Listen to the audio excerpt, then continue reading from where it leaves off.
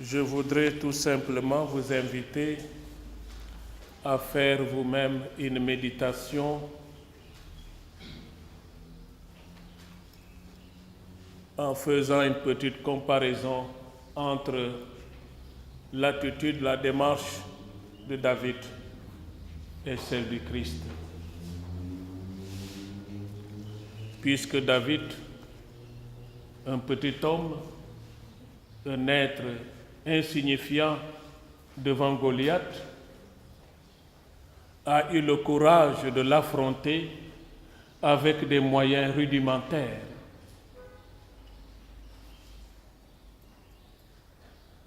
Comme le Christ aussi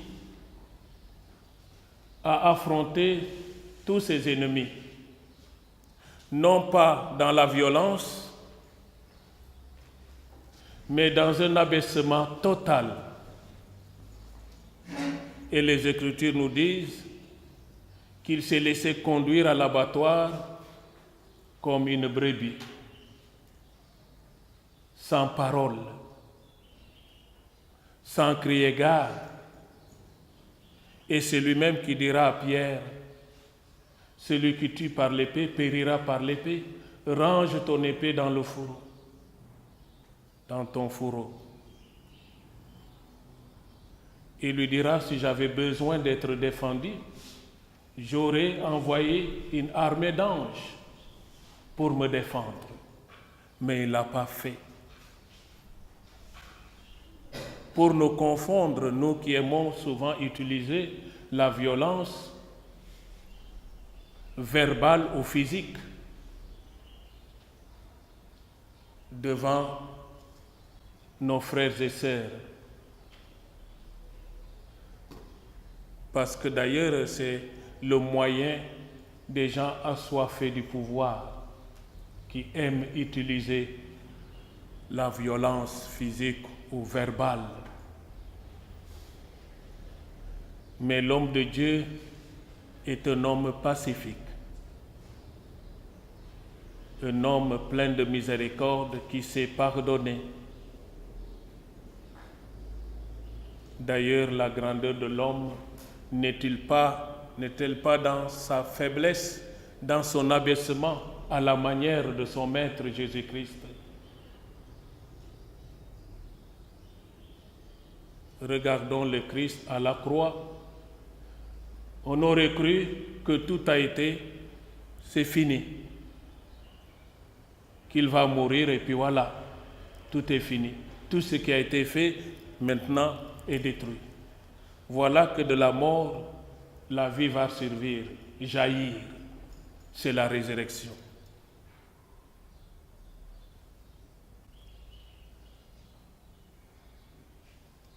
L'Évangile nous invite à plutôt méditer entre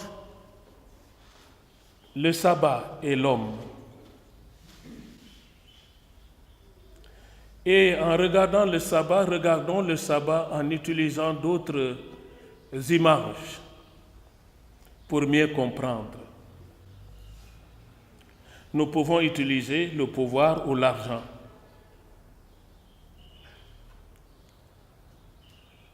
L'homme doit-il être au service du pouvoir ou de l'argent, ou bien c'est l'argent qui doit être au service de l'homme et le pouvoir au service de l'homme?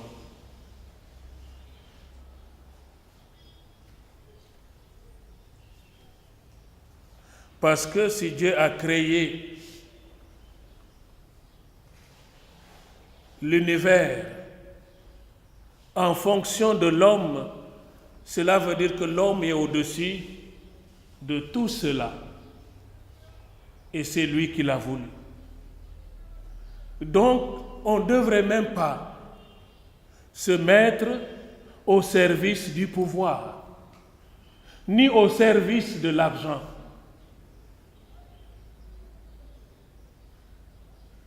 Sinon, on donne plus de force au pouvoir, à l'argent, et nous sommes complètement insignifiants. Non. Utilisons l'argent comme un moyen pour régler les problèmes, Mais n'en faisons pas de l'argent ce qu'il n'est pas. Ne donnons pas l'argent la valeur qu'il n'en a pas, au point d'en être des esclaves de l'argent et du pouvoir.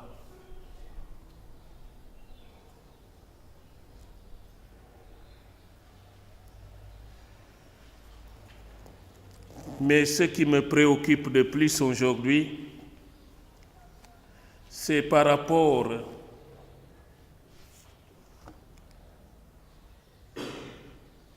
à ce que faisaient nos parents, la tradition, et par rapport à la tradition moderne.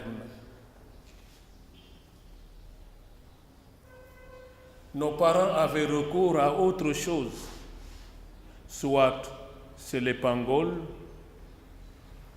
le Békin, ou chez les Ndiago, ou chez les Mankagnes, ou Saï, ou Tchaï, et tant d'autres choses.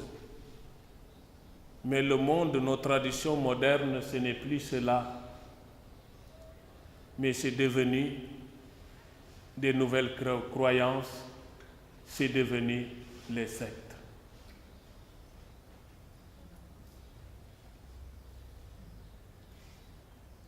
C'est ça maintenant qui est à la mode.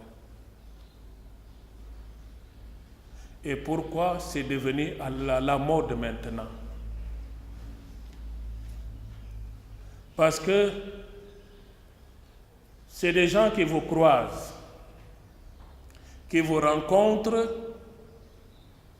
et voyant que vous êtes dans une situation de précarité, ils vous proposent des sous, de l'argent. Et comme on sait, on connaît bien la mentalité de nous Sénégalais, et d'ailleurs, que nous aimons l'argent, qu'on ne peut pas s'en passer, on va nous proposer autant d'argent. Il y a même maintenant devenir millionnaire facilement, en quelques temps, en quelques jours. Il y en a. Ces pratiques sont là. Devenir millionnaire en peu de temps. Comme si une baguette, on devient millionnaire. Et on s'inscrit pour cela. Et il y en a tant dans l'Église qui sont dans ce domaine, qui s'inscrivent pour cela, pour devenir millionnaire en un laps de temps. Et c'est nous jeunes, parce que nous voulons courir plus que nous ne pouvons le faire, parce que nous voulons gagner l'argent en un laps de temps. Au moment où nos parents ont fait 30 ans, 25 ans, 30 ans, pour réaliser, construire, faire ceci, nous voulons faire cela en 2 jours.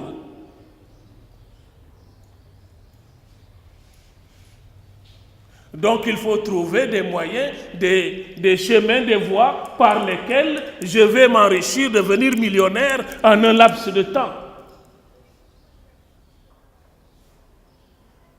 Pour réaliser, soi-disant, mes projets. Soi-disant, je veux avoir la plus belle maison que l'autre. J'ai vu la maison de tel, je veux construire une maison encore plus belle que celle de mon cousin, de mon frère, de mon ami. Et comment il a fait, il va se demander. Et donc, dès qu'il y a une petite occasion, on plonge. On n'hésite pas. Je suis d'accord. Je suis preneur. Et on s'engage.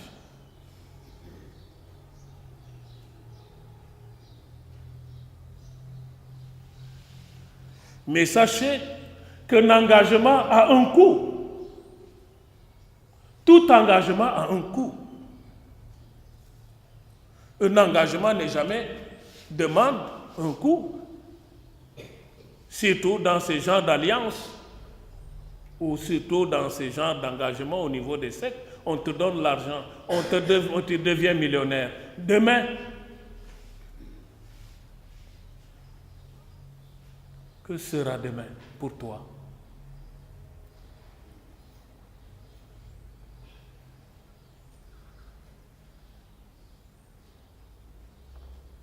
Et quand on va commencer à te réclamer la paix,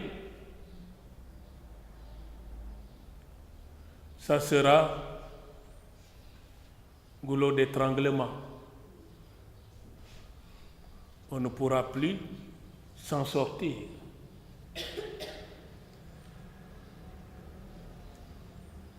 Pas moyen de s'en sortir, parce que tu as bouffé leur sou. Tu es pris jusque-là.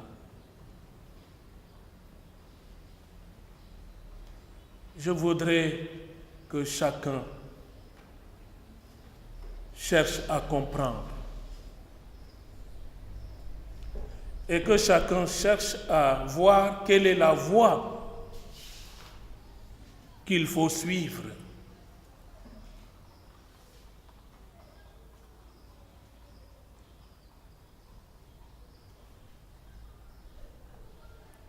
Ne nous cachons pas pour nous cacher, sinon on ne se rend pas service. Nous, on ne rend pas service aux autres. Parce que demain, quand les problèmes vont commencer, c'est tout le monde qui sera responsable. Ce sont tes frères, tes sœurs, tes parents. Et tu vas les pousser à poser des actes qu'ils n'auraient pas pu poser. Entre-temps, tu te tais, tout en sachant le pourquoi.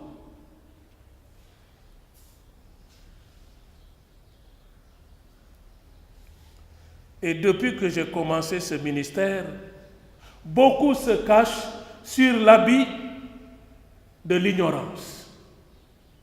Et des fois, ça m'agace. Je ne le savais pas.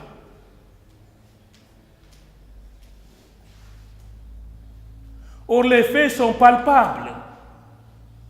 Mais te diront, je ne le savais pas.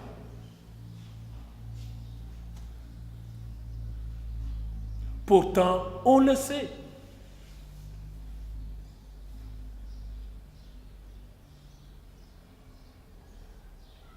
Nous ne sommes pas en tribunal.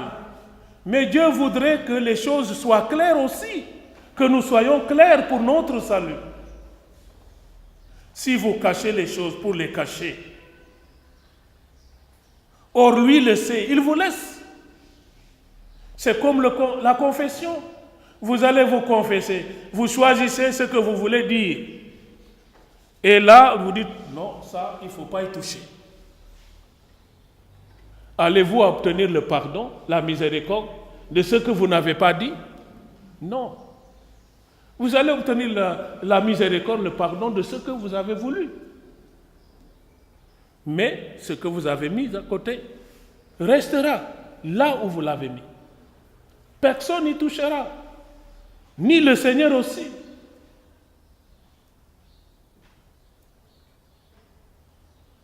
Mais si vous voulez que le Seigneur puisse vous délivrer et agir à temps pour vous sauver, ce n'est que dans la vérité qu'il va le faire. Ne fatiguons pas les gens pour les fatiguer. Aidons-nous les uns les autres, comme Dieu lui-même nous a aidés. Aidons-nous les uns les autres.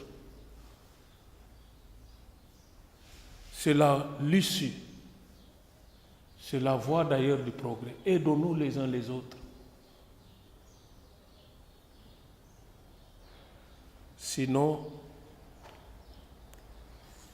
rien n'est impossible si on ne veut pas être aidé.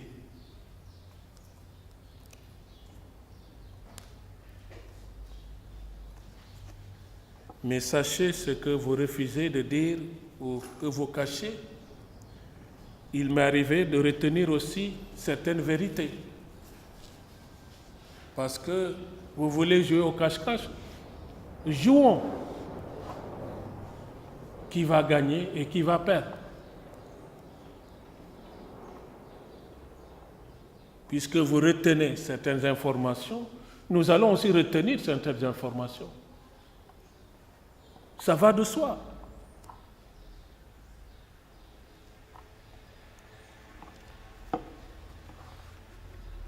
On chante souvent « Aimons-nous les uns les autres comme Dieu nous a aimés ». Je pense qu'on devrait chanter aussi « Aidons-nous les uns les autres comme Dieu nous a aidés ». Il faudrait qu'on le chante aussi. « Aidons-nous les uns les autres comme Dieu nous a aidés ». Je pense que si on le fait, nous allons vraiment vite progresser. Dans tous les domaines, même au niveau spirituel. Au plan mystique aussi, nous allons pouvoir faire des pas de géants. Voilà.